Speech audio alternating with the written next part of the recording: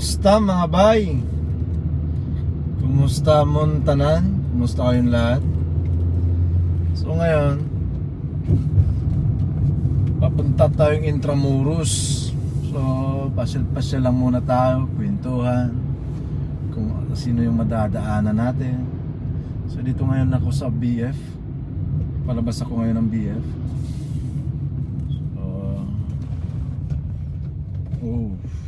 Ilang bar na lang yung gasolina natin.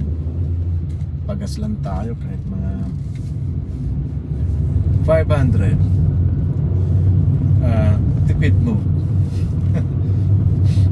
Hindi kasi ako masyadong nagkukotse na ngayon eh. Kaya hindi na rin ako nagpo-full tank. Mas lagi kong nakakasama yung motor ko na si Eddie B160 aka Leo Leo. Alam mo kung bakit Leo Leo yun? Pangalan ko dun sa motor. Maliban sa yun yung palayaw ko alias Leo Leo, parang sa Bisaya kasi nun parang ikot. So mabilis kang makaikot nun kapag may traffic. Liyo. Alright.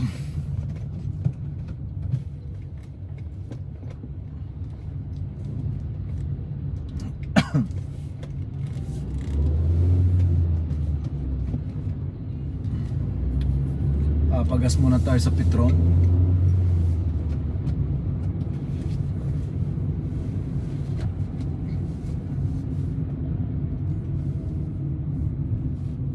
May kaparehas akong damit nito, mga bay. Kung mapapanood nyo sa video sa kapatid ko na si JJ, pares kami ng damit. Alam mo kung bakit? Sa kanya to eh. Meron siyang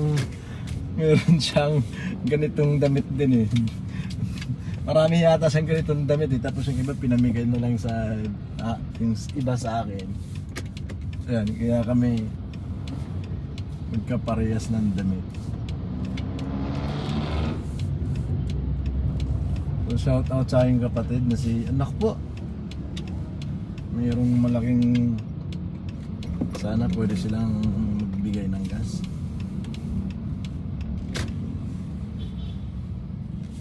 Oh, dito tayo sa marami nakapila sa motor. Dito tayo. Hindi pa nag-uumpisa.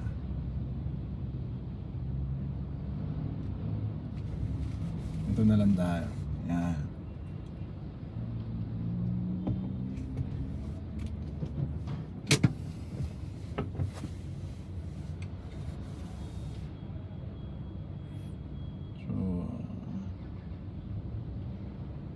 Araw ng Sabado ngayon.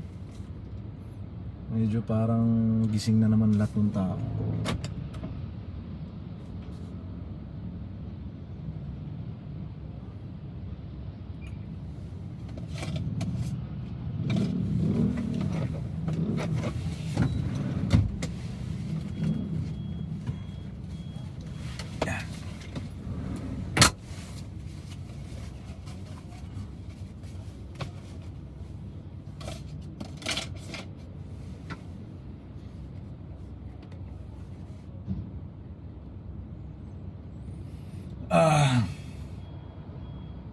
So pag ganito, maraming mga nagpapagas, kailangan mo talagang pumila.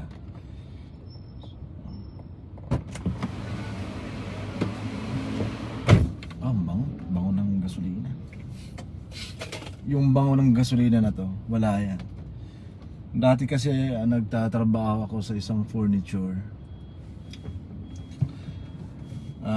Yung boss namin si late Buyaks Dukdok, isang napaka mabait. Wala na po siyang isa po yun sa mga bigay daan para makapagtapos kami sa pag-aaral. Nagtatrabaho ako sa furniture. Kaya yung amoy na yan, ang gasolina yan, panis yan. 12,500 lang, XCS.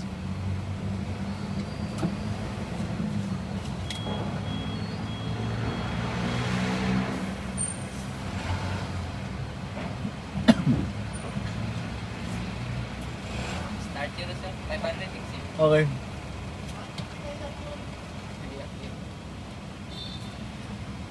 Pinayak mo yun. Cik ba?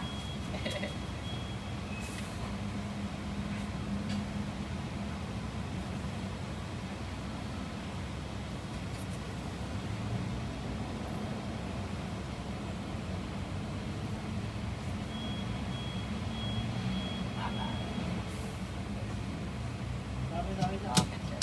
Okay. Ako mo say, tubig naman.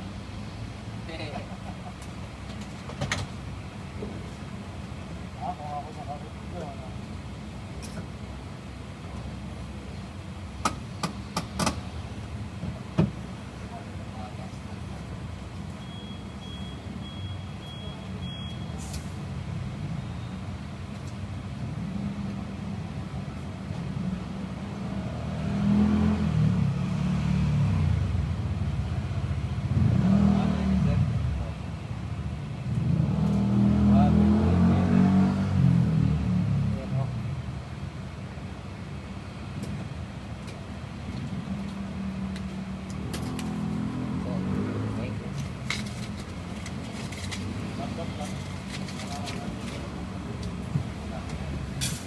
Thank you.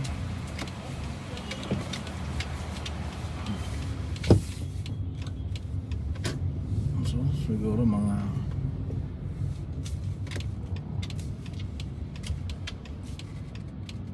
5 minutes din tayo. 5 minutes ba? 10 minutes tayo nag-aantay.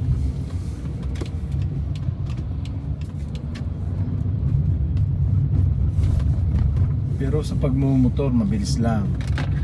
Mabilis lang yung konsumo sa mga pagbibigay ng nagsasalamin tayo dahil madilim sa loob ng kotse. Pero sa labas sobrang liwanag, no? Baliktad.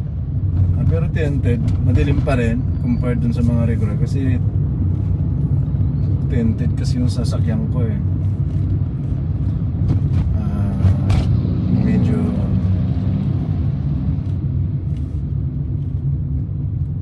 kapag medyo malabo yung mata mo, yan, medyo magluluha. Kailangan sa balik tayo doon, no? Yung sa furniture. Yung amoy ng gasolina na yan, wala yan dun sa amoy ng mga varnish, mga lacquer flow na naaamoy namin sa furniture. Hindi marunong to yung kotse nang nasa harap. Bago yung sasakyan eh.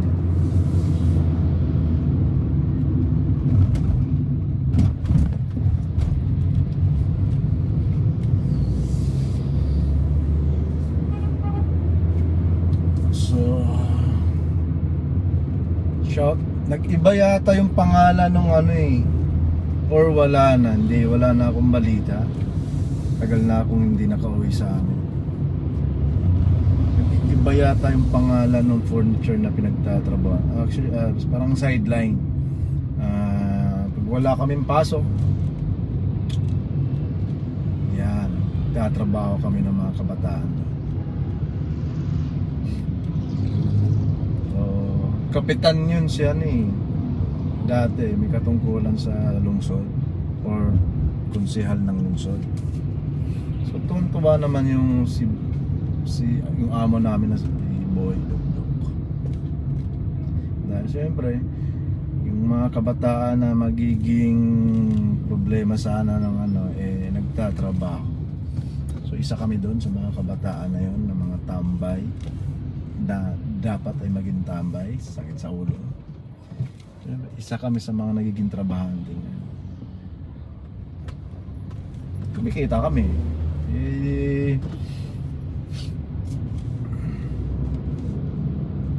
Kumikita kami. Wala siyang sakit ng ulo. Kasi lahat ng mga tambay, trabahante niya, kilala niya, kontrolado niya. So, magandang estratehiya makuha yung loob ng mga walang trabaho. Bigyan mo ng trabaho.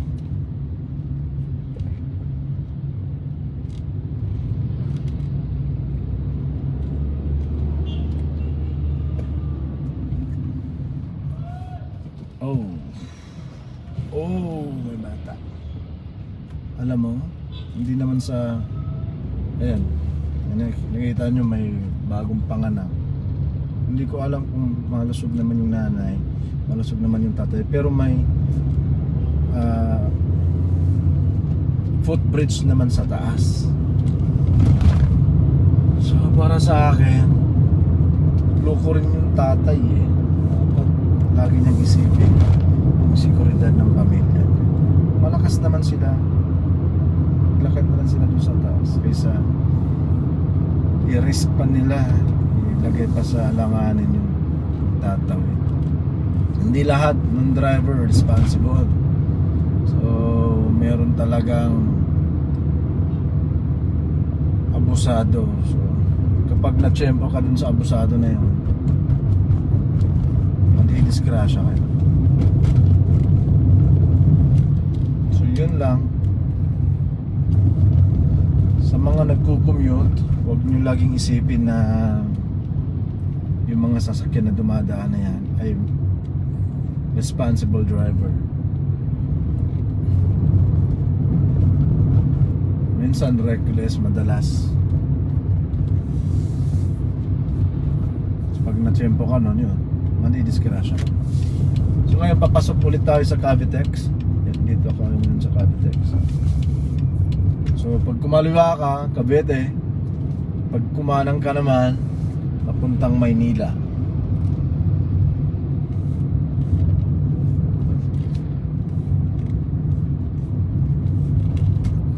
Dati nung wala pa tong Cavitex na to, pinagtitiisan namin yung dito sa may Pulang Lupa. Napaka-traffic talaga, biruin mo.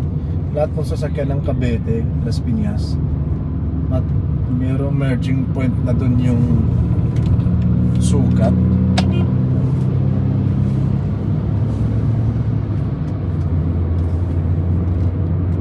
Titiisan nyo yung gitgitan. Grabe yung traffic. So nung nagawa na tong Cavitex na to, expressway, so kahit pa paano lumuwag, mabilis. Yung siguro mga 45 to 1 hour bago ka makatawid dun sa Pasay pagdadaan ka sa Pulang Lupa dahil ganun oras talaga. Makukuha mo na dito ng mga 5 to 10 minutes. 10 minutes, medyo traffic ka na nun.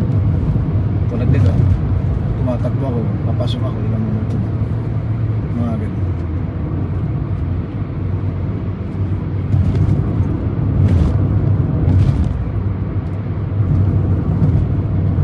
Sarap bumiyahe pag weekend.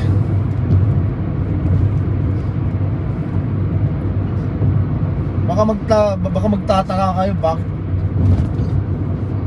video ko puro na lang nasa sasakyan na.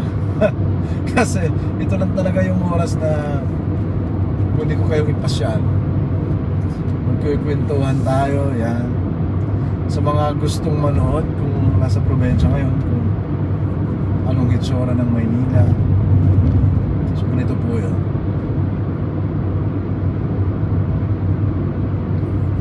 So para may idea kayo, sambayan. Naku po, di ko maalala kung may load pa ito. Bahala na.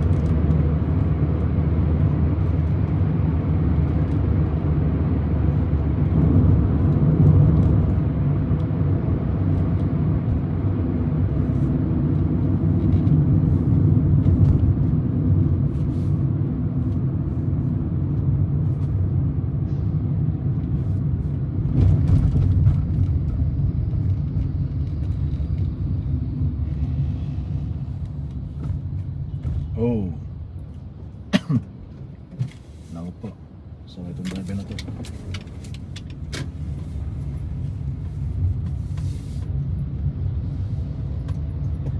Naku, may chamba. Grabe. 35 pesos yung bayad. So, meron tayong balance na 175. Hindi ko talaga mamumonitor tong balance ko. Load. Kasi nga, bihira lang ako. So, ganun na lang. Pag insufficient ka na, hindi mo alam, lalabas na yung ano doon, awa-awa effect. So, kailangan mo makiusap sa teller. Siyempre, kailangan mong kausapin ng maayos. Huwag kang demanding. Kasi may violation yun. Pwede kang tikita nun. Magbabayad ka ng penalty. Authorize sila nun. Kaya bago ka pa nga pumasok sa expressway, may nakalagay doon na insufficient balance is not allowed in the expressway.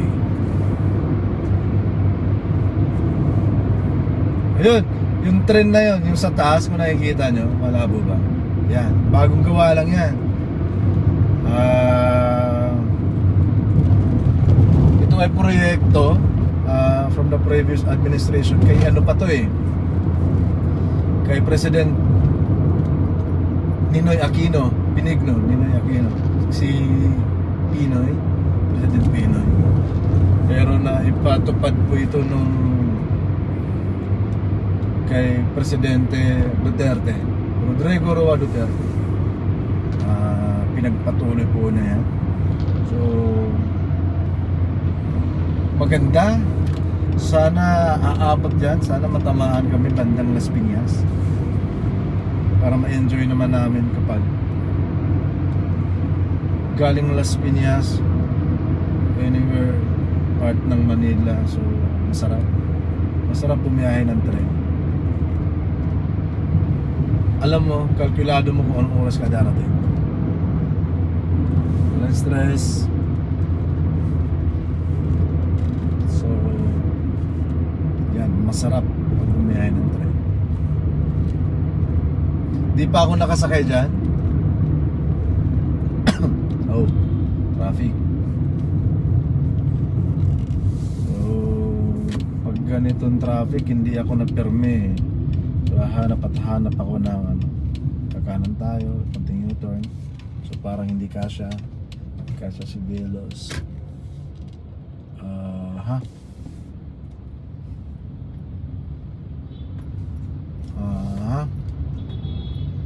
Ito yung mga pasaway na ano, yung mga nagpupunas-punas na yan. Maganda naman yung pagpupunas-punas talaga. Kaso nga lang yung iba parang nangu-hold up na lang eh. Makapagpunas lang. Wow, ang daming armored car. Hindi po yan military services car ha. Hindi po yan, armored car po yung mga dumadaan ngayon ng Bangko Sentral ng Pilipinas.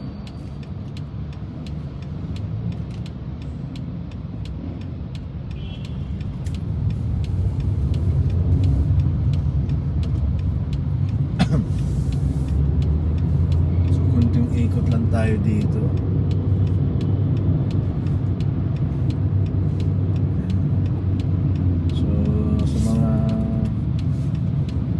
Uy Manong, ba't mo kinain yung ano ko ha?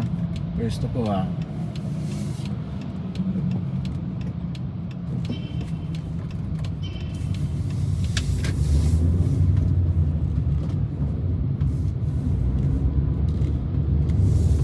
Tapos sabay kanan.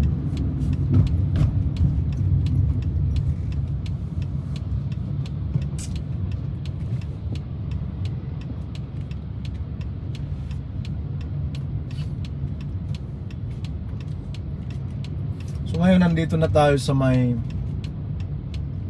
coastal. parte ng Pasay.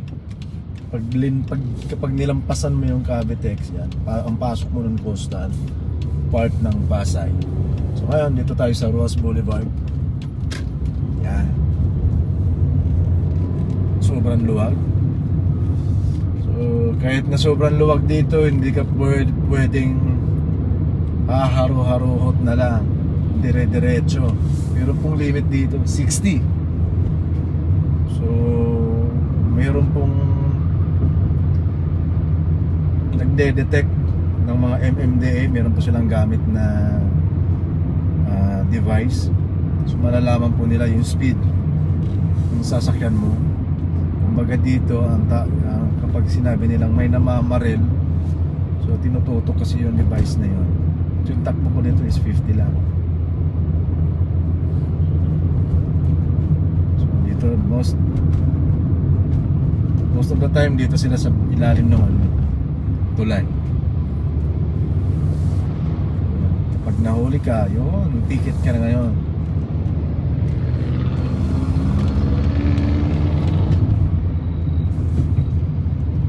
Galing, no? Yung katulad sa mga US na mga palabas, di ba?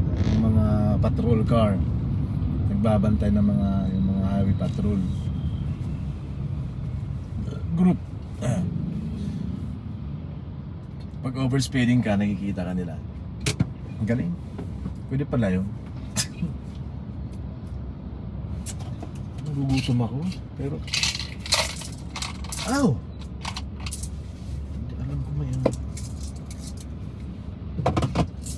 Kung wala kang pera, tapos nagugutom ka, maganda ka ng barya. Sana meron akong paboritong ayun! Meron akong paboritong kainan habang bumibiyaya ako. Pagpapunta ako dito kapag dadaan ako sa Roas Boulevard. Pag gutom na gutom ako. Minsan bumibili ako ng mga chichirya sa daan. Talaga hindi mo talaga maiiwasan, sobrang gutom. Tapos gusto mo naman, mayroong saging na sinaing dito na hinog. 20 pesos lang, mayroon ka na 2, 4. So maganda na yun para sa mga nagda-diet. Tignan mo naman, no? Sarap, no? Pag nakamotor ka, sumisingit-singit lang. Ito, yung daan na yan, pag nakamotor ka, ako, dire-diretso yan. Sa gitna na yan. Kaya sarap pa rin pag nakamotor. Hindi ako nakamotor ngayon dahil parang feeling ko ulan eh, makulimlim eh.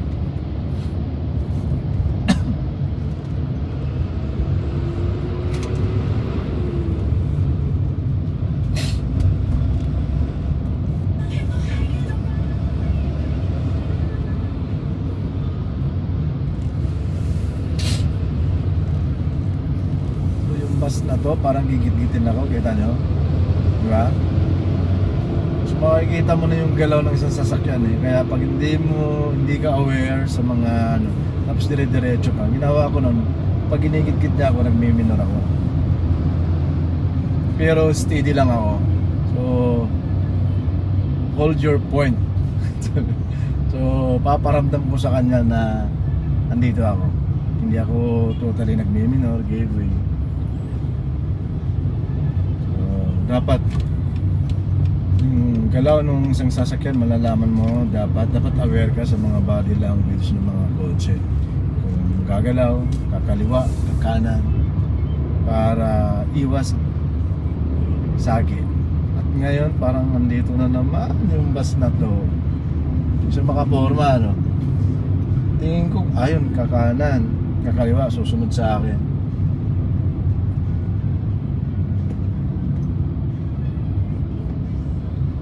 Nakakatakot yung mga bus na yan eh.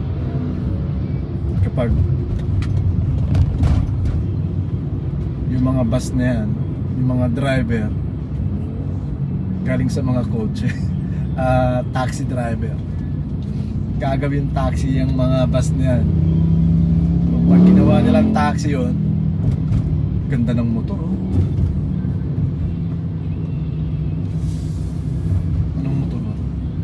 ginawa nung bus driver yung bus niya ng kasi sanay siya sa taxi, di ba? Makikita mo yung gaano kaparumbado yung mga driver na yan. Hindi lahat, pero karamihan. Kaya pansin mo, marami kang makikita mga videos na mga viral video na mga driver nagsusuntukan, isang bus driver saka isang jeepney driver. Kumbaga road rage sa daan.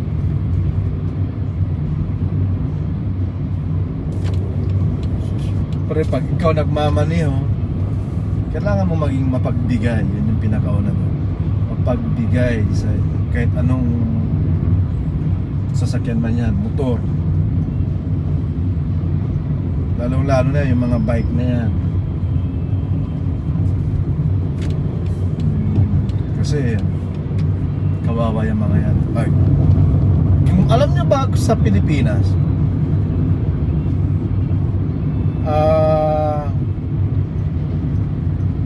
kahit na hindi mo kasalanan pero ikaw yung bumangga dahil sa pangyayaring nagkabiglaan lang pero ikaw yung nasa tama, pero kapag ikaw yung bumangga, sa'yo lahat papako yung problema. Halimbawa, biglang may nag-cut sa'yo pero nasa tamang linya ka, pero hindi mo nakita talaga. So wala ka talagang ginawang biglang may nag-cut sa'yo, motor man yan, kotse man yan. Kung susundin yung batas, ikaw magbabayad ng lahat. So narinig ko lang naman to sa abogado kong kaibigan. So yun po yung tama. Kaya importante, kahit nasa tama ka, huwag mong ipilit yung tama. Kaya yun yung sinasabi ng mga may alam eh. Kahit nasa tama ka, kapag ikaw ay nasa daan, huwag mong ipilit yung tama. Kasi sa bandang dulo doon, ikaw yung mamumroblema. So ang gagawin lang nun, ikaw magbabayad ng lahat kapag binangga mo siya, ikaw magpapaayos. Kung ma-hospital mo yan, ikaw magpapaayos. Alam mo lang kung anong mangyayari doon sa binangga mo. O kaya kung meron mga enforcer doon sa akto na yon, ang ticket lang niya is reckless lang. O kaya ganun, reckless driving. Pero kung ikaw dito yung part nito eh. Dito yung part na to na mayroong nagbebenta ng saging. Kaso naka-green na naman tayo. Hindi ko matsyempuhan tong part na to. So baka mayroong mabilis na. Wala talaga eh. Wala talaga eh. Hinahanda ko na yung ano ko, kaso wala talaga eh. Go pa rin oh. Sayang. Ayun oh. Dito sa may kaliwa na yan oh. Ayan oh. Mga nagbibenta ng saging. Sayang. So balik ko yung 20 nga.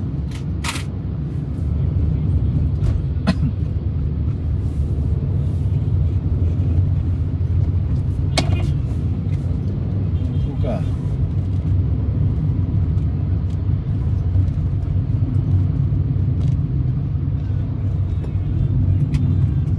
Alam mo yung mga driver na yan na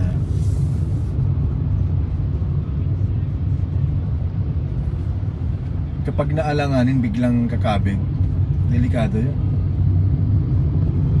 Kapag naalanganin ka, mayroong gumit-git sa'yo, huwag kang kumabig. Ibig sabihin, huwag mong i-turn yung manibela mo.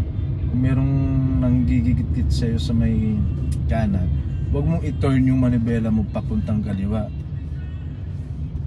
Ang gagawin mo nun, magpreno ka ng dahan-dahan. Kasi pag binigla mong kinabig yung manibela mo sa kaliwa, madidisgrasya yung nasa likod ng kaliwa mo. Git-gitan ka na naman. So, kwentuhang ano tayo ngayon, no? Ano lang yung nakikita natin. So ito na yung Ross Boulevard, nalampasan natin yung PICC. Doon, maraming nagbebenta ng saging. So kung gusto mo ng saging, hinog na saging sa PICC, malapit. Kaso hindi ko matsutsumpuan talaga yan. Masarap yung mga saging nila. Sa halagang 20 pesos, meron ka ng 4 o 3. Busog ka na no. Tawid na yung biyahe mo na yan.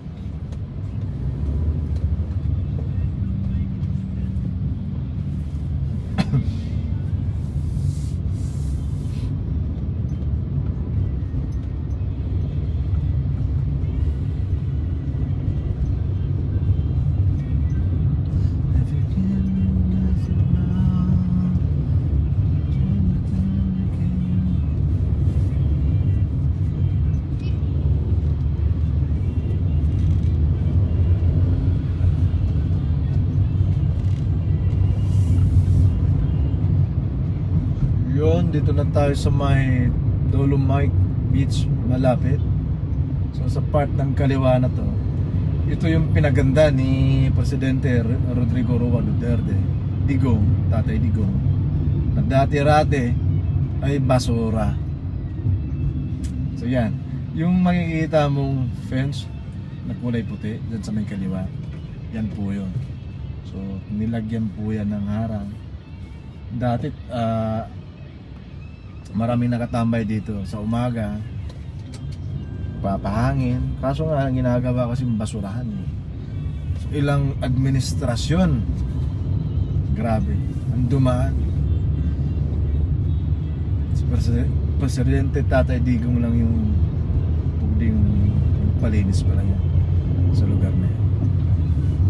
So, isa yan sa mga naiwang alaala ng kabutihan at may political will ni Tatay Digong sa Pilipinas. Ngayon, napapakinabangan ng lahat. Bata, matanda, feeling nila nasa Boracay sila eh.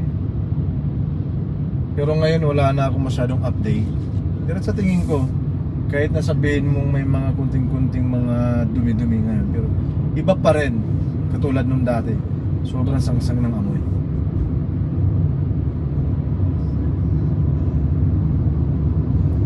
Dati pag namamasyal ka dyan, makikita mo talaga akto. May mga nakatuwad dyan eh. May mga dumudumi. Mga batang gala dito, mga batang amo.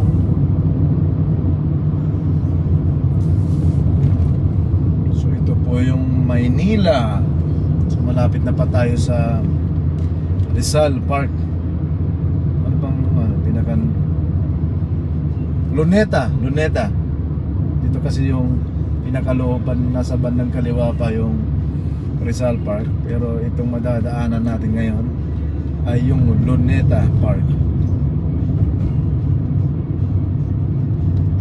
Sana makasulyap tayo. Magkakaroon ng stop dito banda para makapag-focus tayo sa green na naman. Bakit ganon? Pag gusto kong huminto, laging green. Pero kapag nagmamadali ka, laging stop. Hindi mo talaga hawak yung ano eh. Yan. Tatawid tayo. Dito na tayo sa may Luneta Park. Ito po yung Luneta Park. Wow, maganda, di ba? Tapos, mahahawi ko kaya. Yan. Yung banda na yan sa may kanan. Yan. Ito po yung Luneta Park. Hindi ko kita yung ano.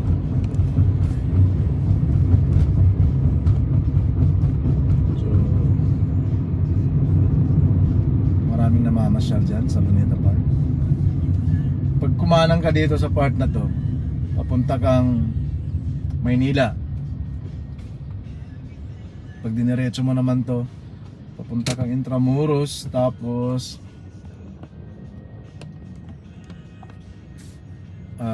sa may pier.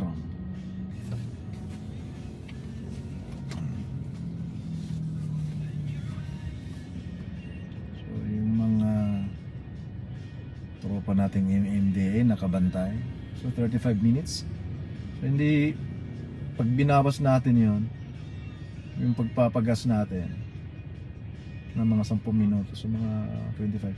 So yung biyahe talaga dito papuntang galing Las Piñas hanggang Maynila, mostly mga 45 minutes pag nakakotse ka. Pero pag nakamotor ka, 1 oras. Pag naka big bike ka, siguro mga, kasi dadaan ka sa expressway, napakabilis. Pero kaya kong 15 minutes. Pero wala akong big bike eh. Yun lang yung nakikita ko.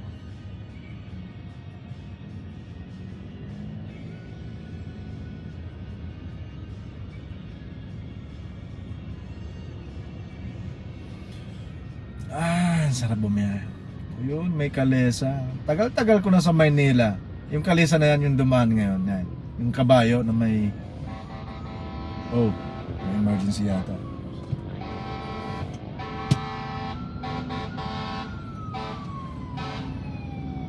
May bumbero. Ano ba yan? Free hazard. Ano yun? Hindi naman bumbero yun. Bumbero ba yun? Pero dapat bumbero yun kasi yun yun. Hindi ko mahal. Parang hindi bumbero. Parang isang gas. Hindi ko malaman. So balik tayo dun sa may kalesa. May kabayo. Medyo matagal na ako sa Maynila. Pero hindi pa ako nakasakay dyan. Palang araw sasakay tayo dyan.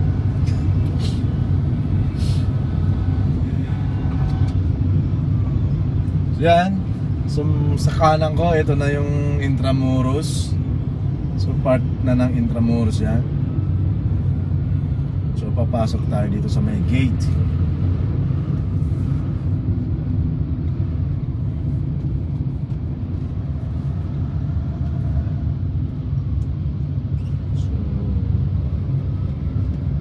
Maganda sa Intramuros.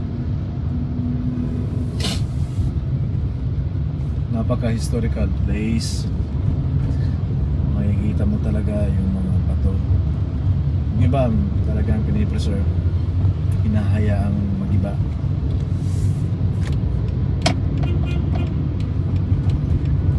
Yung mga nagsi-cellphone dyan, nagmumotor. Maraming karamihan, lalo na sa mga rider.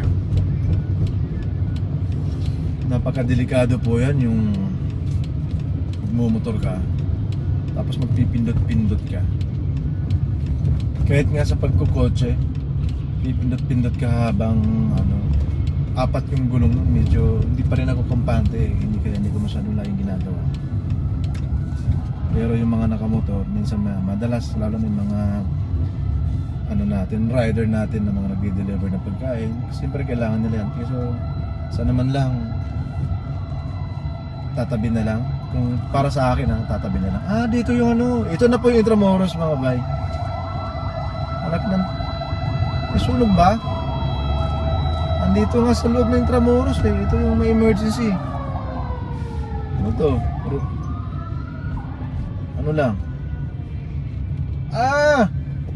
Dito sa loob mismo ng Intramuros may sunog.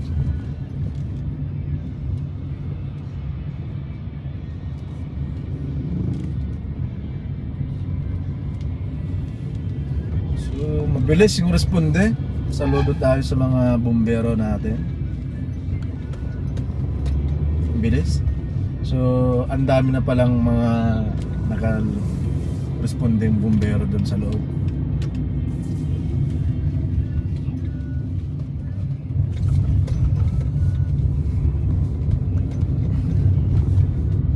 Okay mga bay, dito na tayo. Maraming salamat sa pagsama. Hanggang sa muli.